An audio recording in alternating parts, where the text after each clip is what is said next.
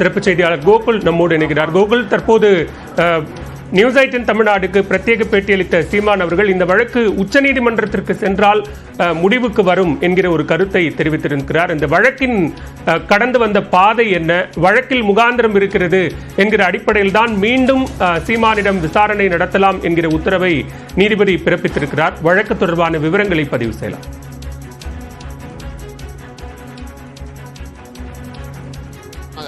நடிகை ஒருவர் சீமான் தன்னை திருமணம் செய்வதாக கூறி தன்னை ஏமாற்றி விட்டதாகவும் தன்னை பாலியல் வன்கொடுமை செய்ததாக தான் இந்த புகாரை தெரிவித்திருந்தார். வலசரவாக்கம் காவல் நிலையத்தில் தான் இந்த வழக்கானது பதிவு செய்யப்பட்டது. குறிப்பாக இந்த வழக்கு இருக்கும்போது இருவருக்கும் இடையே ஒரு பேச்சுவார்த்தை நடத்தி திடீரென அந்த பாதிப்புக்குள்ளான நடிகை இந்த வழக்கை திரும்ப பெற்றார். இந்த நிலையில் வழக்கை திரும்ப பெற்ற நிலையில் இந்த எஃப்ஐஆரை, அதாவது முதல் தகவல் அறிக்கையை ரத்து செய்ய வேண்டும் என்று சீமான் தரப்புல உயர்நீதிமன்றத்தில் ஒரு வழக்கானது தொடரப்பட்டது. உயர்நீதிமன்றத்தில் இந்த வழக்கு விசாரணையின் போது நீதிபதி அந்த பாதிப்புக்குள்ளான நடிகை சமாதானமாக சென்று வழக்கை திரும்ப பெற்றாலும் இது பாலியல் வன்கொடுமை வழக்கு என்பதால் இந்த வழக்கை காவல்துறை விசாரணை நடத்துவதற்கு முழு அதிகாரம் இருப்பதாகவும் இந்த வழக்கை விசாரணை காவல்துறை நடத்த வேண்டும் என்ற ஒரு உத்தரவை பிறப்பித்தார். அந்த உத்தரவோடு மட்டுமல்லாமல் 12 வார கால அவகாசத்துக்குள் இந்த வழக்கு விசாரணை நடத்தி இந்த வழக்கில் குற்றப்பத்திரிகையும் காவல்துறை தாக்கல் செய்ய வேண்டும் என்ற ஒரு உத்தரவையும் உயர்நீதிமன்ற நீதிபதி பிறப்பித்தார். இந்த உத்தரவை எடுத்துதான் தற்பொழுது அந்த வழக்குடைய விசாரணை மறு விசாரணைக்கு வரப்பட்டிருக்கிறது. குறிப்பாக அந்த பாதிப்புக்குள்ளான நடிகையிடமும் வலசரவாக்கம் போலீசார் நேரடியாக பெங்களூருக்கு சென்று இந்த வழக்கு தொடர்பான விசாரணை நடத்தியிருக்காங்க.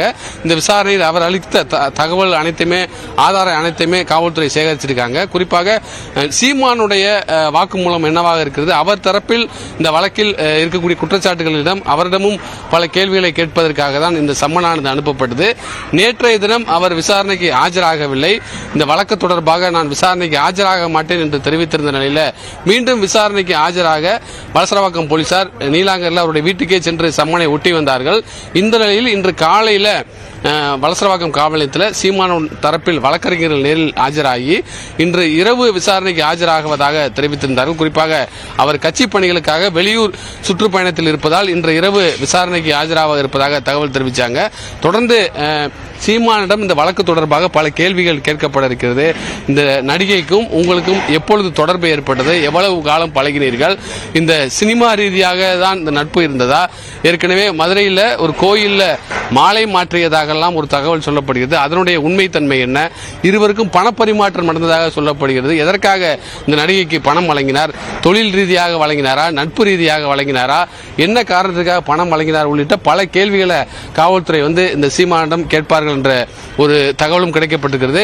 இந்த வழக்குடைய விசாரணை தொடர்ந்து பல மணி நேரம் சீமானிடம் நடத்தப்படும் என்ற ஒரு எதிர்பார்ப்பும் நிலவுகிறது.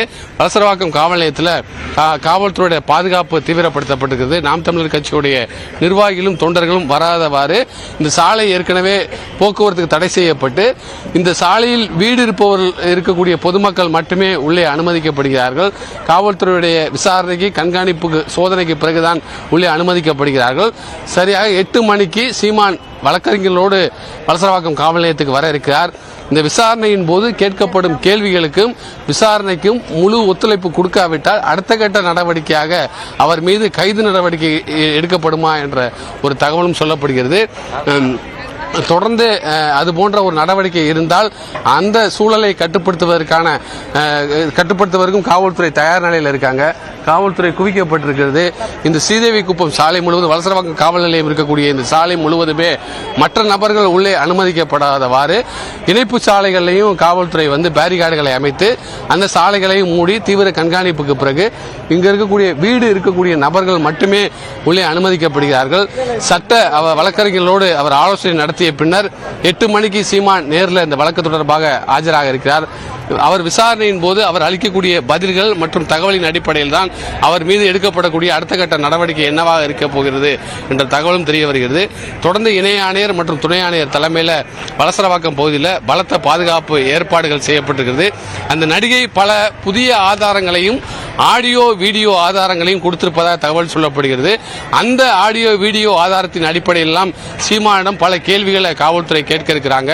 இந்த பாலியல் புகாரை இதை சாதாரண புகாராக எடுத்துக்கொள்ளக்கூடாது, இந்த புகாருடைய தீவிரத்தன்மையை விசாரிக்க வேண்டும் என்று உயர்நீதிமன்றம் உத்தரவை அடுத்துதான் இந்த வழக்குடைய விசாரணை மீண்டும் தீவிரப்படுத்தப்பட்டிருக்கிறது. அதே நேரத்தில் சீமான் தரப்பில் வைக்கக்கூடிய குற்றச்சாட்டு அரசியல் ரீதியாகவும் தேர்தல் வரும்போது இது போன்ற ஒரு புகாரை என் மீது வைத்து என்னை அவமானப்படுத்துவதற்காக இது போன்ற விசாரணை நடத்துவதாக ஒரு குற்றச்சாட்டை வைத்திருக்கிறார். காவல்துறை தரப்பில் நீதிமன்ற உத்தரவுப்படி ஏற்கனவே பதிவு செய்யப்பட்ட அந்த முதல் தகவல் அறிக்கையின் அடிப்படையில் இந்த விசாரணை மேற்கொள்ளப்பட்டு வருவதாகவும் மீண்டும் அந்த பாதிப்புக்குள்ளான நடிகை பல தகவல்களை தெரிவித்திருப்பதாகவும் அவரோடு இருக்கக்கூடிய பழக்கங்கள் குறித்தும் ஏற்கனவே இருக்கக்கூடிய புகைப்படங்கள் ஆடியோ வீடியோ ஆதாரங்கள் எல்லாம் அளித்திருப்பதாக சொல்லப்படுகிறது. தொடர்ந்து அவரை மிரட்டியதாக சொல்லப்படுகிறது. அந்த தகவலை எல்லாம் அவர் தெரிவித்திருக்கிறார். இது குறித்தெல்லாம் இந்த விசாரணை என்பது பல கேள்விகளை சீமானும் காவல்துறை கேட்க இருக்காங்க. பாலா கோகுல், தற்போது நாம் தமிழர் ஒருங்கிணைப்பாளர் சீமான் வடபழனியில் உள்ள தனியார் நட்சத்திர விடுதிக்கு வந்திருக்கிறார். அங்கு தன்னுடைய ஆதரவாளர்கள் மற்றும் வழக்கறிஞர்களுடன் அவர் ஆலோசனை நடத்த இருக்கிறார். சென்னை விமான நிலையத்திலிருந்து புறப்பட்ட நாம் தமிழர் ஒருங்கிணைப்பாளர் சீமான் தற்போது சென்னை வடபழனியில் உள்ள தனியார் விடுதிக்கு வந்தடைந்திருக்கிறார்.